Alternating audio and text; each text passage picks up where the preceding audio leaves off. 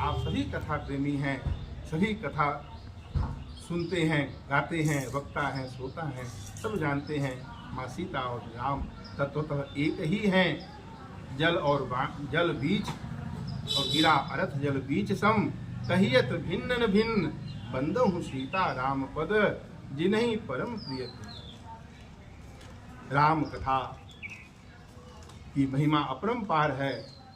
हम कहाँ से शुरू करें? सब प्रसंग ही अनुपम है, अलौकिक है, आनंददायक है, सुखदायक है। जो शांत हैं, सनातन हैं, अप्रमेय हैं, निष्पाप हैं, मोक्ष रूप हैं, परम शांति देने वाले हैं। ब्रह्मा शंभु शेष से निरंतर सेवित हैं, वेदांत के द्वारा जानने योग्य हैं, सर्वव्यापक हैं, देवताओं में सबसे बड़े हैं, माया से मनुष्य रूप में दिखने वाले हैं।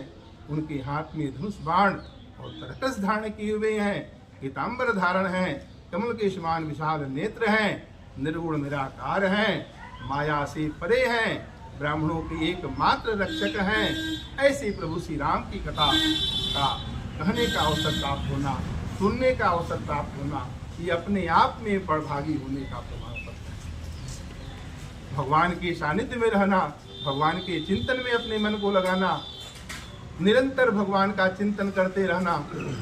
और इस कलयुग में राम नाम जो है वो नृसिंह भगवान हैं, कलयुग हिरण्यकश्यप दैत्य हैं, नाम जप करने वाले जन प्रहलाद हैं।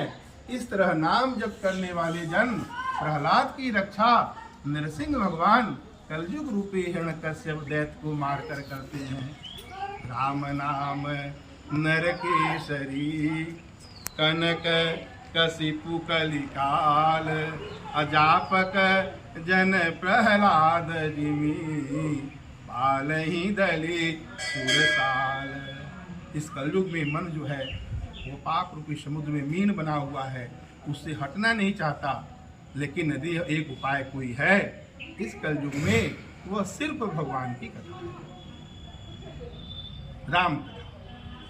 यदि राम के चरण में प्रेम चाहते हैं तो निरंतर भगवान की कथा में, और आप सब निरंतर भगवान की कथा में मन को लगाए हुए हैं। इस मनुष्य शरीर प्राप्त होने का सबसे बड़ा फल यही है कि हम निरंतर प्रभु के चिंतन में लगे रहें।